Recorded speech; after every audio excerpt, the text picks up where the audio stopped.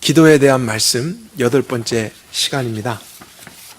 지금까지 하나님이 가르쳐 주신 것을 간단하게 정리해 보면은요, 기독교의 기도는 다른 종교들의 기도와 본질적으로 다르게 종교의 예식이나 주문을 외우는 것 같은 그런 일이 아닙니다. 이것은 살아계신 하나님과 아버지와 자녀의 특별한 관계 속에서 나누게 되는 교제입니다. 그리고 그리스도인들은 기도를 통해 먼저 하나님을 찬양하고 인정하고 이미 베풀어 주신 은혜에 대해서 감사하는 것이 마땅하죠. 왜냐하면 기도의 대상이 누구신지를 알고 그분을 믿는 믿음을 날마다 확인하는 가운데 기도를 할 때에 우리는 하나님 중심의 바른 기도를 드릴 수 있고 또 하나님이 인도하시는 기도를 드릴 수 있기 때문입니다. 그리고 그런 하나님 앞에서 기도자로서 서 있는 오늘의 나의 모습을 보면서 다시 한번 우리의 죄를 씻고 하나님 앞에 회개하며 하나님과의 바른 관계를 더 온전케 하는 기도, 이것이 저희들에게 마땅한 기도의 내용입니다. 하지만 율법적으로 잘못했습니다, 용서해 주십시오, 이런 것을 많이 하는 그런 의미의 회개가 아니라 복음적인 회개가 필요합니다. 하나님께서 이미 은혜로 깨끗게 하신 것을 우리가 더 온전히 지킬 수 있는 믿음의 기도가 필요한 것이죠. 그래서 복음의 사실들을 기도하는 것이고, 그것을 생각하면서 우리가 그러한 진리와 빛이 있기 때문에 거짓과 더러움을 잠시 추구하고 붙잡았던 것에 대해서 온전한 용서와 또 회개와 돌이킴을 기도할 수 있는 것입니다. 기도는 이렇게 하나님께서 우리들에게 보편적으로 뜻하신 거룩함을 이룰 수 있는 중요한 도구가 되는 것입니다. 오늘은 기도를 통해서 하나님께 간구하는 것, 요청하는 것이 얼마나 중요한가 하는 내용을 여러분들과 나누려고 합니다. 오늘 본문으로 같이 저희들이 돌아가서 살펴볼 텐데요, 4장의 말씀을 보고 있죠. 근데 먼저는 이 편지를 쓰고 있는 사도 바울의 상황에 대해서, 배경에 대해서 알 필요가 있습니다. 바울은 1장에 보면은 빌립보 교인들에게 이 편지를 쓰는데 감옥 안에서 쓰고 있다는 것을 밝히고 있습니다. 아마도 3차 선교 여행 후에 그가 가이사랴에서 2년 동안 감금된 적이 있었는데 그때 감옥 안에서 썼던 편지가 아닐까 싶습니다. 그 당시 감옥을 생각하면은 오늘날과 많이 다르겠죠. 오늘날은 감옥 안에도 냉난방 시설이 잘 되고 또 숙식이 제공되고 있습니다. 어떻게 보면 2000년 전의 감옥에서는 상상도 할 수 없는 일이겠죠. 그래서 요즘은 감옥에서 만기돼서 출소된 사람도 사회에 적응하지 못하게 되면은 감옥으로 다시 돌아가는 것을 그리워할 때가 있다고 합니다. 그러나 로마 시대의 감옥에서는 절대로 그런 일이 없을 것입니다. 다시는 돌아가고 싶지 않은 열악한 환경, 그런 것이 바로 감옥에서의 생활이죠. 바울은 누구보다도 기뻐할 수 없는 상황 가운데 있고요, 앞으로 어떻게 살아야 될지 걱정과 염려, 내일을 소망할 수 없는 그런 환경 가운데, 그런 처지 가운데서 이 편지를 쓰고 있습니다. 오늘 본문 4절부터 한번 보도록 할까요? 그런데 그런 상황 가운데 바울이 이야기하는 것은 항상 기뻐하라. 5절에는 너희 관용을 모든 사람에게 알게 하라. 그리고 6절에 아무것도 염려하지 말아라. 모든 것을 하나님께 아뢰라. 이렇게 편지를 쓰고 있습니다. 3개의 구절에 총 4개의 명령형 동사들이 나옵니다. 누구보다 기뻐할 수 없는 상황 가운데 있는 바울이 감옥 안에서 오히려 감옥 밖에 있는 사람들에게 항상 기뻐하라, 이렇게 명령을 하고 있다는 것입니다. 근데 여기서 그냥이 아니고 항상이라고 했기 때문에 그것은 바울과 같은 감옥에 있는 처지에 있을지라도 기뻐하라, 이런 뜻이 될 수 있겠죠. 그리고 자기를 잘못한 것이 없는데, 복음을 전한 것밖에 없는데 감옥에 가뒀던 황제나 로마 군인들을 향해서 미움과 증오 속에서 원망도 할 수 있었던 바울이 모든 사람에게 관용을 알게 하라, 이렇게 명령하고 있습니다. 여기서 관용을 알게 하라는 것은 용서하라는 뜻입니다. 그렇다면 자신에게 잘한 사람만이 아니고 해를 끼친 사람에게도 용서를 베풀라는 명령이 된다는 것을 알 수 있습니다. 그리고 감옥 안에서 내일 일을 알지 못하고 먹을 것, 마실 것, 생존에 대한 걱정과 염려를 할 수밖에 없는 상황에 있는 바울이 아무것도 염려하지 말아라, 이렇게 명령을 하고 있는 것을 발견하죠.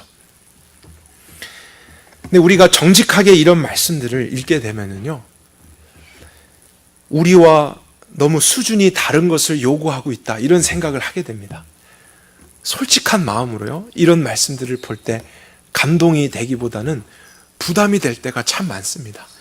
이렇게 해야 된다는 것을 알지만 내가 과연 그렇게 살 수 있을까, 이런 생각이, 이런 감정이 우리 안에서 일어나게 되는 것이죠.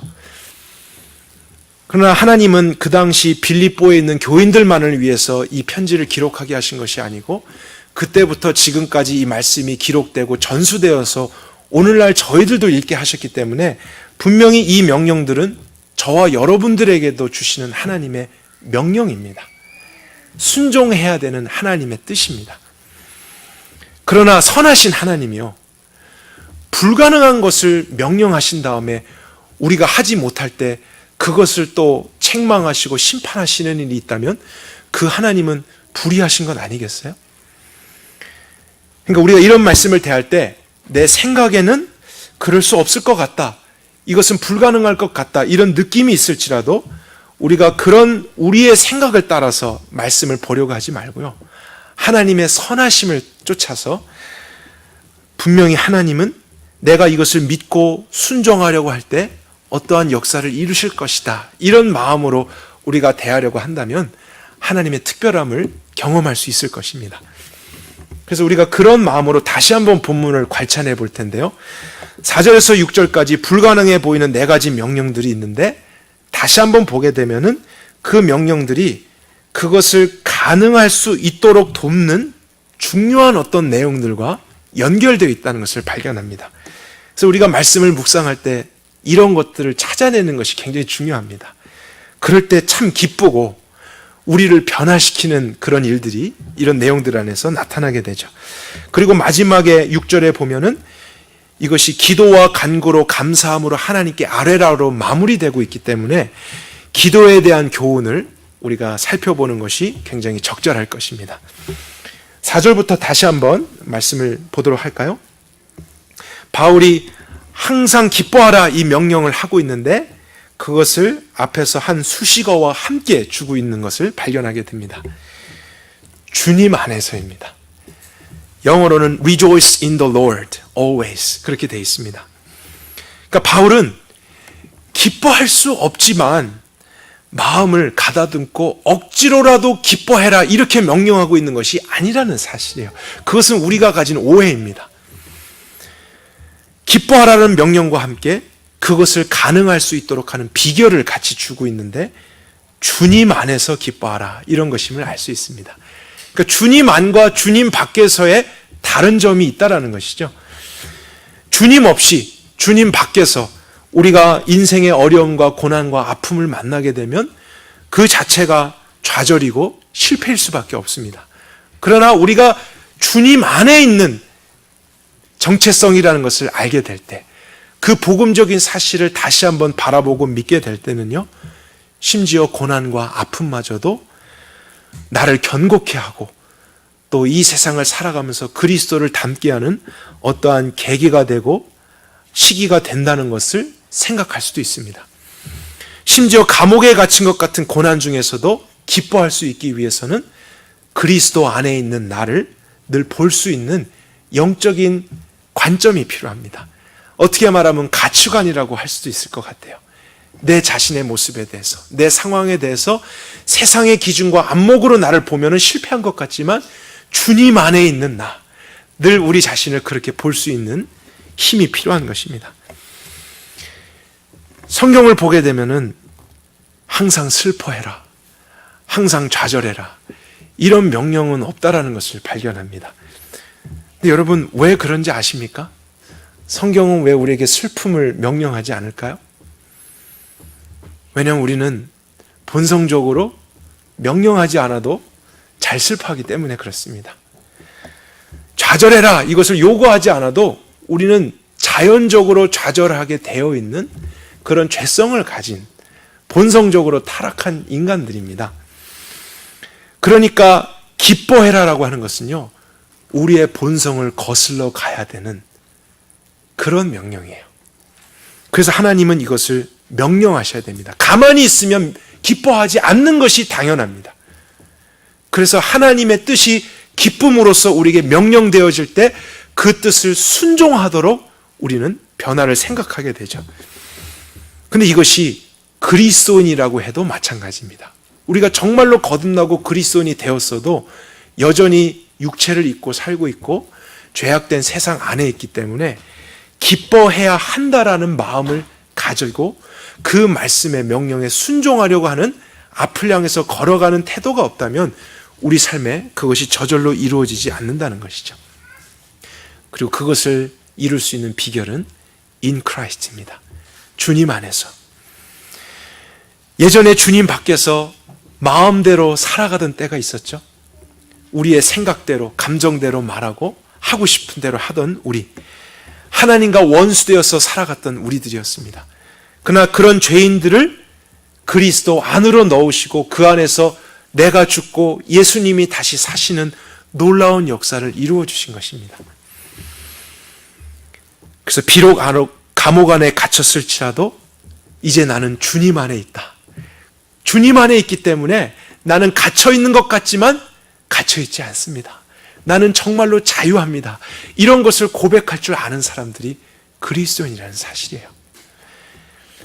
주님 밖에 있을 때는요, 열심히 살려고 노력해도 죽는 것 같습니다. 죽겠네 이렇게 사람들이 이야기하잖아요. 그러나 그리스도 안에 있으면 죽는 것마저도 영원히 사는 것이 됩니다. 죽음마저도 사는 것이 됩니다. 이러한 관점의 변화가 우리 삶 속에 늘 있어야 된다는 것입니다. 이미 주신 은혜예요. 그것을 생각하고 내 자신에게 선포하고 주님 안에서, 주님 안에 있는 나야. 그리고 나서 문제를 대하려고 할 때 우리는 항상 기뻐할 수 없는 자들이지만 주 안에서 항상 기뻐하라. 이런 명령에까지 순종할 수 있게 되는 것이죠. 그래서 우리가 그런 찬양도 하는 것 아니겠습니까? 주 안에 있는 나에게 딴 근심 있으랴 십자가 밑에 나가 내 짐을 풀었네. 늘 생각하는 것입니다. 주님 안에 있는 나, 주 안에 있는 나. 그 복음으로만 우리는 하나님의 명령 항상 기뻐하라에 순종할 수 있는 것입니다.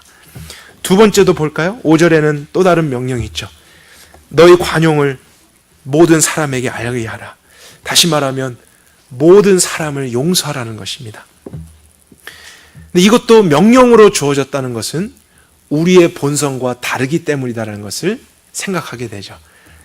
우리는 본성적으로 용서하지 않는 것이 편안하고 자연스럽습니다. 나에게 잘해주는 사람은 잘해주고 나를 미워하고 해를 끼치는 사람은 보복을 하고 싶은 것이 우리 죄악된 습성입니다. 명령하지 않아도 우리는 용서하지 않는 것을 당연하게 하면서 살아갑니다. 그러나 그리스도인들은 우리의 육체의 본성과 당연한 대로 살아가지 않고 영으로서 몸의 행실을 죽이는 사람들입니다. 하나님의 뜻이 이루어지는 그러한 삶입니다. 근데 이것을 어떻게 또 우리의 힘으로 하겠습니까? 그래서 함께 나오는 내용이 있죠. 너희 관용을 모든 사람에게 알게 하라. 이 명령만이 아니고 어떤 내용이 같이 붙어 있습니까? 주께서 가까이 계십니다. 영어로는 The Lord is near. 같은 주님이십니다.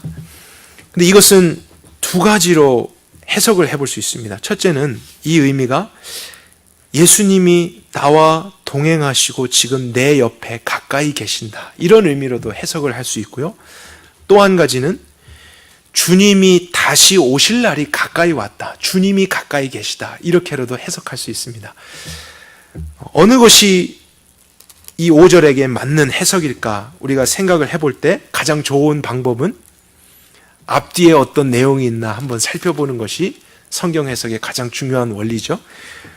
그래서 3장 20절, 21절을 보겠습니다. 바로 가까이 있는 문맥이기 때문에 우리가 안전하게 생각해 볼 수 있습니다. 3장 20절입니다. 그러나 우리의 시민권은 하늘에 있는지라 우리가 또한 거기로부터 오시는 구원자 주 예수 그리스도를 어떻게 한다고요? 기다리노니. 다시 오실 주님을 기다린다. 이런 내용을 사도 바울이 앞에서 언급했었습니다. 그래서 우리는 이 세상에서 영원토록 머물도록 있는 존재가 아니라 영원한 그 나라에 들어가도록 주님을 기다리고 있는 삶이라는 것이죠.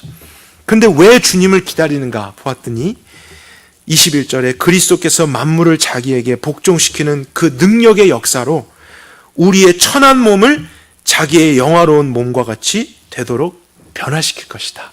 그래서 우리의 죄성이 있는 이 육체를 완전한 육체로 바꾸어 주실 그 날을 기다리면서 예수님을 기다리고 있는 그런 성도들의 모습을 표현한 것입니다. 그러니까 이러한 진리의 내용을 우리가 생각하게 될 때에만 모든 사람을 용서하는 것이 가능하다는 것이에요. 왜냐하면 우리 자신이 사실은 하나님께 큰 용서를 받은 사람들 아니겠습니까? 우리는 하늘의 그 영원한 나라에 들어갈 자격이 조금도 없는 사람들이었습니다. 오히려 어떤 청교도의 표현에 의하면 나의 인생은 지옥의 땔감으로도 부족하다. 이런 표현까지 썼었습니다. 막대기 같은 인생, 지옥의 불을 뜨겁게 하도록 던져지는 것으로도 부족한, 합당하지 않은 내 존재.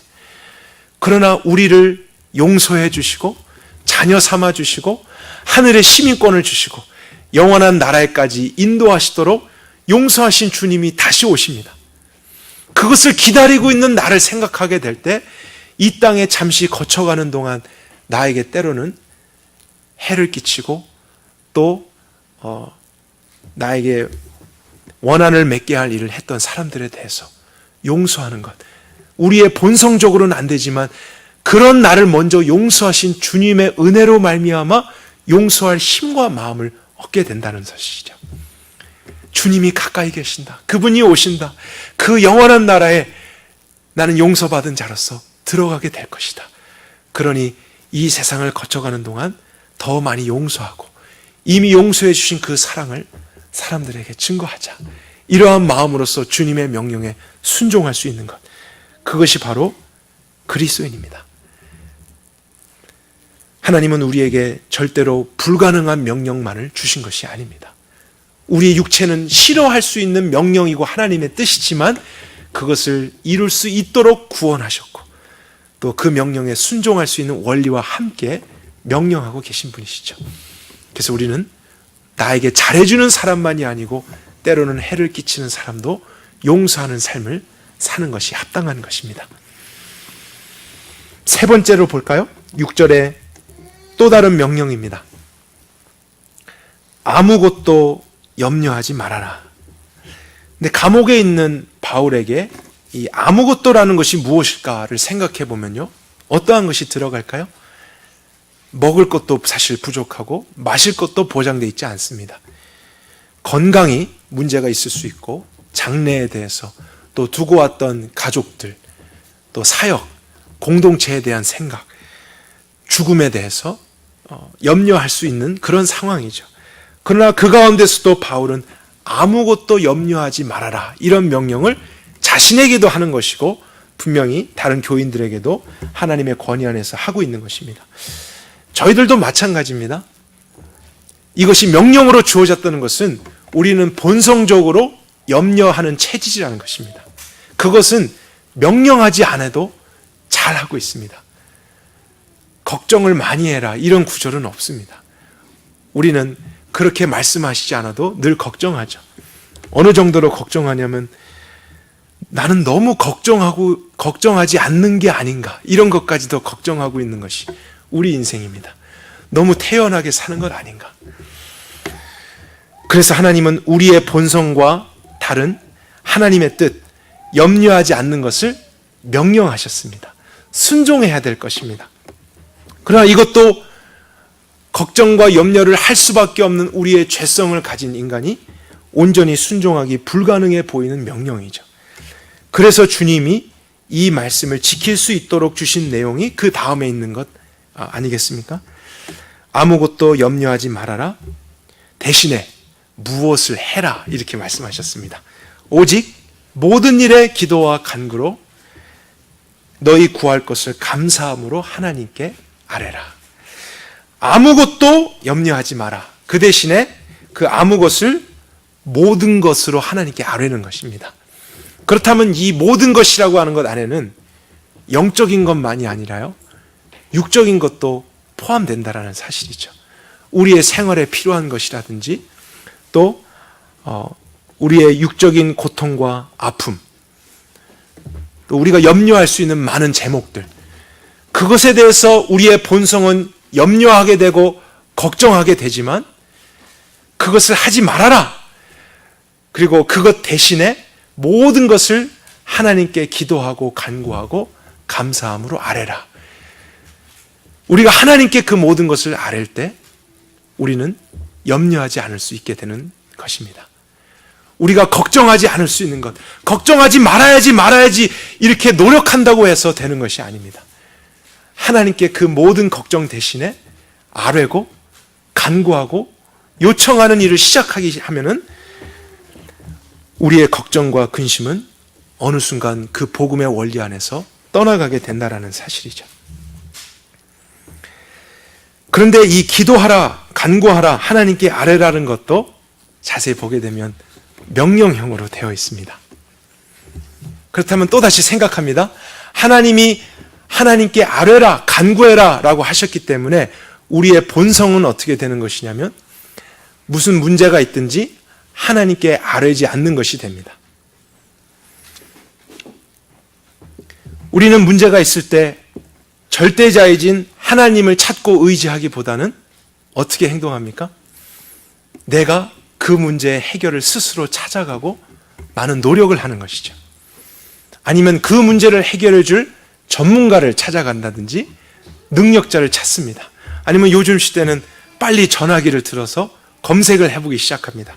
그래서 어떤 문제나 어려움이 있을 때 보이지 않는 하나님께 모든 것을 간구하고 그분의 응답을 기다리고 하는 이런 영적인 활동을 우린 본성적으로 싫어합니다. 기도하기를 싫어하는 존재예요. 빨리빨리 무엇은 응답이 있어야 되고 눈에 보여서 만져지는 것이 있어야 안심하는 우리입니다. 그래서 하나님은 간구해라, 아뢰라는 것을 명령으로 주셨습니다. 우리의 본성과 반대되는 것입니다.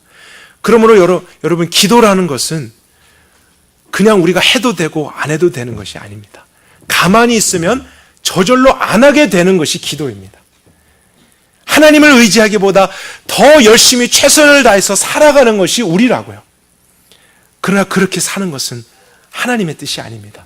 그 본성을 거슬려서 염려할 수밖에 없고 걱정할 수밖에 없는 우리 인생이 모든 것을 다 아시는, 모든 능력이 있으신 하나님을 걱정하는 크기만큼 아뢰고 찾고 의지하고 간구하고 그 모든 것을 요청하는 것, 그러한 말씀에 순종함으로써 우리는 기도해야 하는 것입니다. 그래서 그리스도인이라면 반드시 기도를 해야 한다는 사실이죠. 우리가 지금까지 기도를 생각하면서 하나님께 찬양하는 것, 하나님을 인정하는 것, 또 우리의 죄를 고백하는 것을 배웠습니다. 그러나 오늘의 말씀을 통해서 본다면요, 우리가 항상 기뻐하고 모든 사람을 용서하고 어떤 것에도 염려하지 않기 위해서 기도의 삶이 필요하다는 것을 알게 됩니다. 우리의 필요를 하나님께 간구하고 요청하는 것도 반드시 우리의 기도의 내용 안에 있어야 한다는 사실입니다. 하나님 도와주십시오. 하나님 이것을 이루어 주십시오. 하나님 내가 이것을 원합니다. 이러한 내용도 우리가 반드시 해야 될 기도의 내용의 일부라는 사실이에요. 그러나 많은 분들이 하나님께 이렇게 기도하는 것을 불편하게 생각합니다. 왜냐하면 하나님께 무엇을 주십시오, 원합니다, 해주십시오 이렇게 기도하는 것은 기복신앙으로 생각하기 때문입니다. 그건 너무 기복적인 태도가 아닌가. 그러나 오늘 저와 여러분이 다시 한번 기복신앙에 대해서 정의를 바르게 했으면 좋겠어요. 여러분, 기복신앙이라는 것은 하나님께 필요한 것만을 구하는 것입니다. 항상 문제가 있을 때 도와주십시오, 이거 해주십시오라는 그것만을 하는 것이 기복신앙입니다. 그러나 오늘 저희들이 나누는 것은 그런 내용이 아니죠. 우리는 하나님의 권위를 인정하며 살아갑니다. 하나님을 찬양합니다. 하나님이 베푸신 은혜에 감사하고 하나님과 더 바른 관계 속에 서기 위해서 회개하고 날마다 죄를 씻으며 주님과 동행하고 있습니다. 그러한 삶을 사는 가운데 여전히 육체를 입고 있고 이 죄악된 세상에 살아가기 때문에 결핍이 있습니다. 부족을 느낍니다. 그래서 그런 것까지도 우리가 주님께 요청하는 것, 그것은 기복신앙이 아니라 참된 신앙입니다. 우리의 인생 전부를 주님께 맡기고 의지하는 것이기 때문이죠. 그러나 그러한 권위에 대한 인정도 없고 순종도 없고 하나님을 찬양하는 것도 없고 또 하나님 앞에서 나의 자신을 살피며 죄를 회개하며 거룩하게 사는 삶의 열심도 없는데 복만 내려주십시오, 원하는 것만 해결해 주십시오, 이렇게 기도하고 있는 것은 기복신앙인 것이죠. 하지만 그런 것을 날마다 이루는 가운데서도 우리의 연약함과 부족으로 인해서 필요가 있을 때 주님은 나의 모든 것의 주님 아니십니까? 나의 영적인 육적인 필요가 주님으로부터 오는 것 아니겠습니까? 하면서 특정한 문제에 대해서 주님께 먼저 요청하고 사람을 찾아가기보다 주님께 먼저 간구해보고 나의 경험을 따라가기보다 주님 앞에 한번 엎드려보고 하는 이러한 신앙, 그것은 참된 신앙입니다. 그렇기 때문에 하나님께 우리의 필요가 있음에도 불구하고 구하지 않는 것은 어쩌면 불신앙입니다. 하나님을 하나님으로 인정하지 않는 것입니다. 그것은 그렇게 하라고 명령하신 하나님의 말씀에 대한 불순종입니다. 분명히 모든 것을 간구하라고 하셨잖아요. 요청하라고 하셨습니다. 그러면 우리는 그렇게 하는 것이 마땅한 것입니다. 우리의 본성은 그렇게 하기 싫어하기 때문이죠. 문제에 대해서 스스로 해결하려고 하고 스스로 답을 찾아가려고 하지 누군가를 의존하려고 하지 않습니다. 특별히 보이지 않는 하나님을 기도하면서 의지하는 것, 우린 그것을 싫어했던 사람들이었기 때문에 모든 것에서 간구하고 요청하는 것은 어쩌면 정말로 하나님이 기뻐하시는 우리의 기도가 될 수 있다는 사실이죠. 재정적으로 어려울 때, 병에 걸렸을 때, 또 결혼하기 전에, 아이를 낳지 못했을 때, 아이를 낳은 후에 또 그들을 양육할 때에도, 사업의 위기가 왔을 때, 우리는 어떤 인생의 문제를 만나든지 그것으로 인한 결핍과 부족에 대해서 하나님을 먼저 찾고 그분께 요청하는 것이 당연합니다. 왜냐하면 우리 모두는 하나님께 속한 자들이기 때문이죠. 아버지와 자녀의 관계를 한번 생각해 볼까요? 만약에 어떤 아들이 아버지와 평소에 대화도 하지 않습니다. 그리고 그는 아버지의 권위도 인정하지 않고 아버지를 무시하는 삶을 삽니다. 참 불효막심한 아들이죠. 그런데 꼭 어떤 필요만 있으면 아버지께 와서 아버지 돈 주세요, 이거 해주세요, 이렇게 요청만 하고 있습니다. 그러면 우리는 이건 참 잘못된 관계다, 이렇게 금방 인식을 하지 않겠어요? 근데 반대로도 우리가 한번 생각해 보자는 것이죠. 어떤 아들이 아버지의 권위에 너무 순종합니다. 아버지를 기뻐합니다. 아버지와 함께하는 것을 즐거워합니다. 많은 대화들을 나눕니다.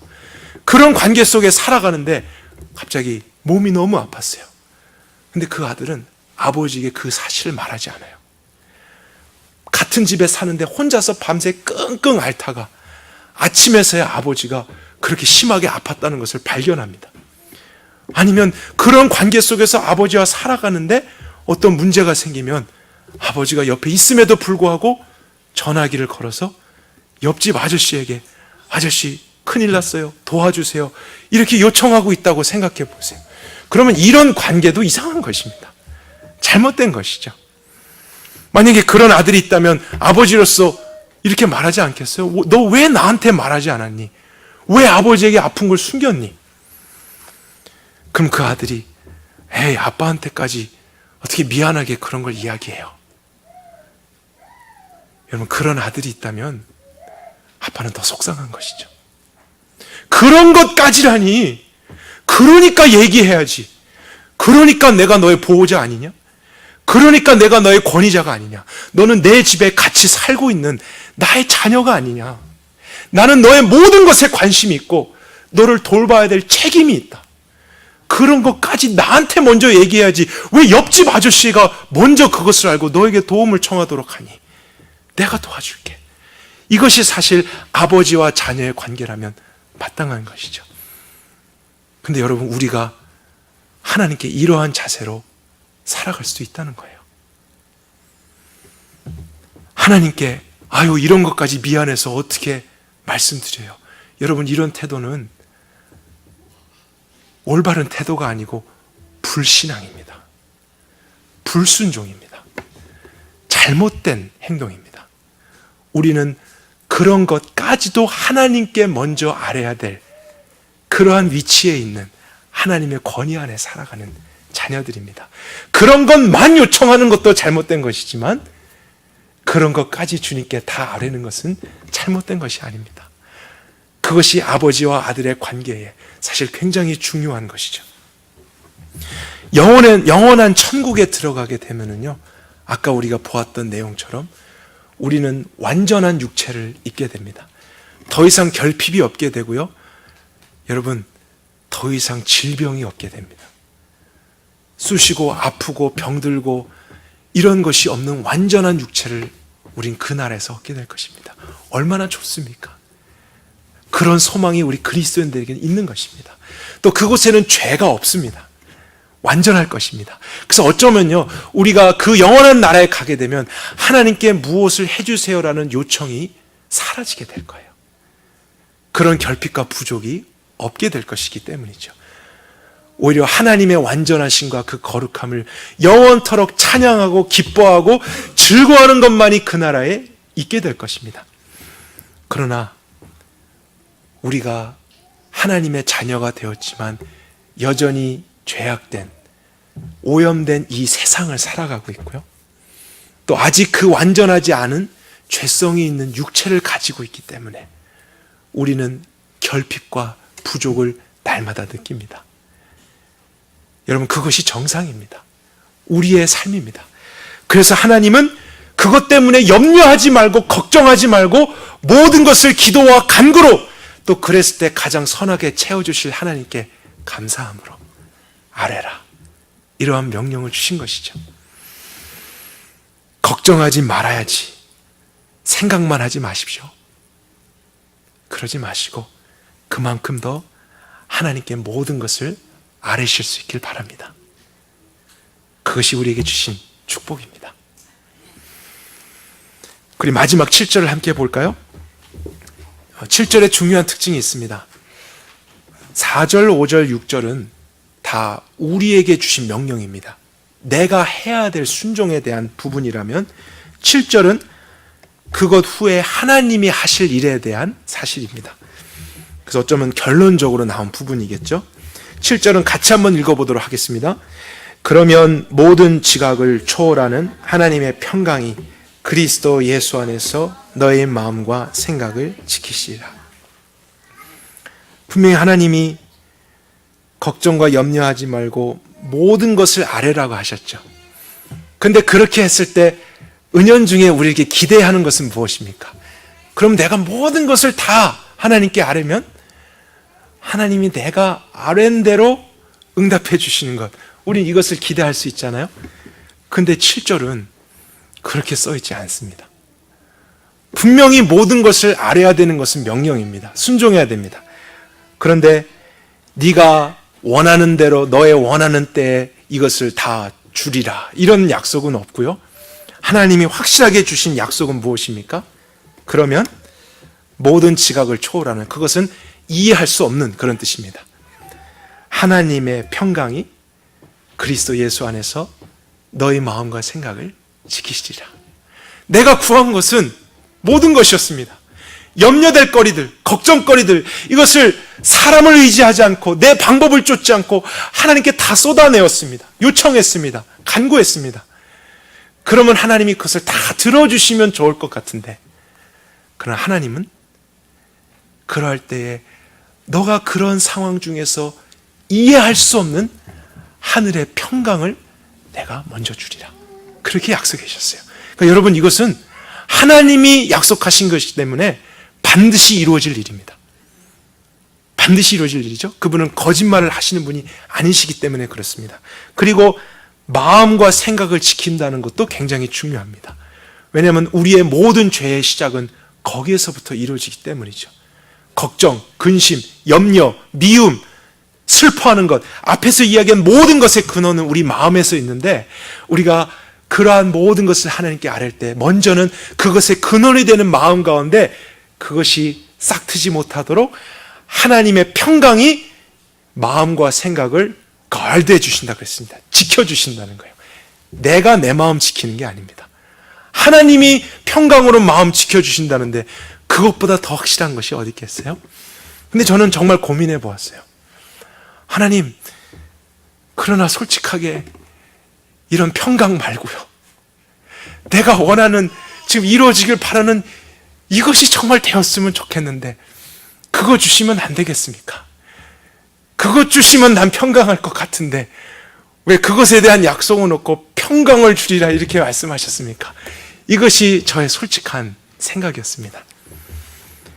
그런데 아까 우리가 생각해 봤지만 아버지와 자녀의 관계를 생각하면서 저는 그것을 깨닫게 되었습니다.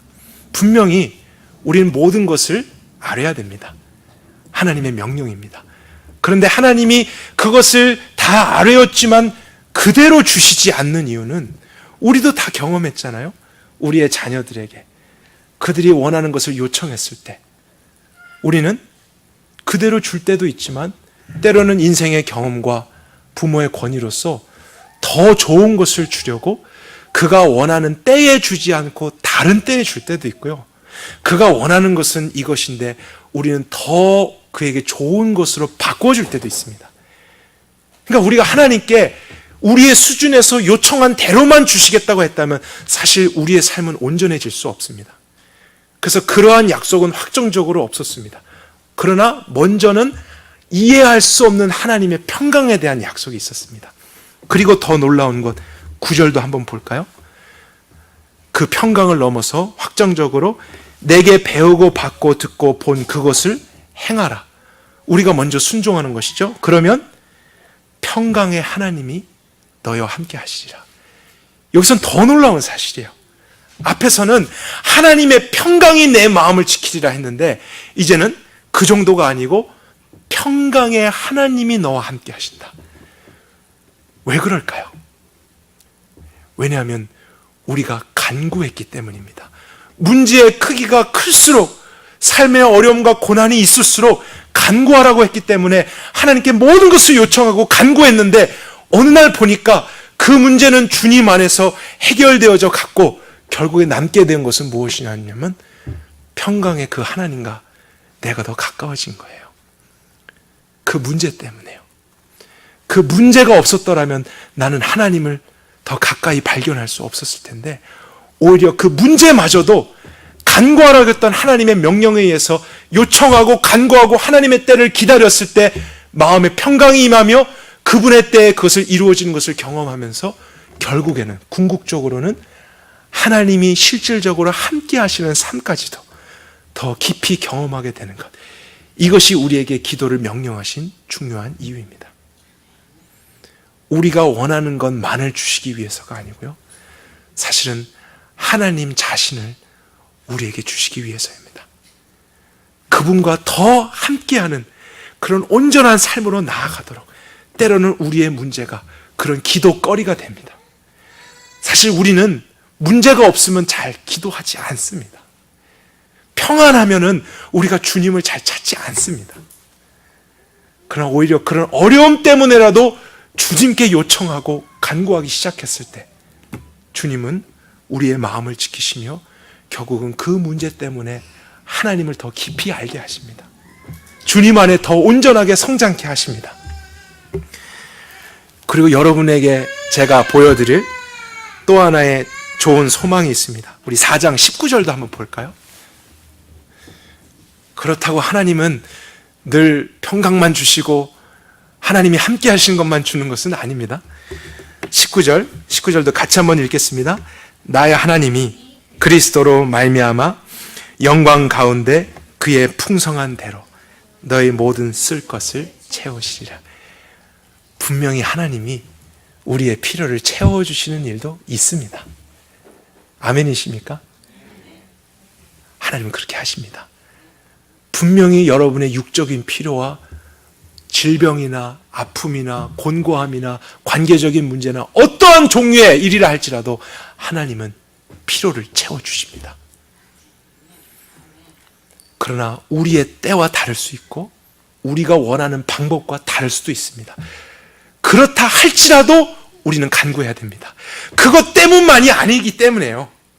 왜냐하면 간구할 때에 그러한 상황이 여전히 있어도 내 마음이 하나님의 평강으로 지켜지게 되고 또 그것 때문에 간구하면서 하나님과 더 깊은 관계 속으로 들어가게 되는 축복이 있기 때문에 우린 기도를 하는 것입니다. 그리고 기도하면서 결국엔 하나님이 더 선하게, 더 온전하게 응답하신 것을 보면서 하나님 오르셨군요. 내 뜻대로 하지 않으셔서 참 감사합니다. 아버지를 사랑합니다. 이렇게 고백하면서 날마다 이 세상을, 앞으로 멸망하게 될 세상입니다. 이 세상을 주님 오실 그날을 기다리면서 걸어가는 그러한 사람들이 저와 여러분입니다. 여러분 염려하지 마십시오. 걱정하지 마십시오. 모든 것을 하나님께 먼저 아뢰십시오. 슬픈 일, 좌절될 일 있습니까? 용서하지 못할 것 있습니까? 주님 안에서 또 주님을 바라봄으로써 그 모든 복음의 사실들로서 은혜가 여러분을 다스릴 수 있게 하기를 간절히 원합니다. 함께 기도합시다.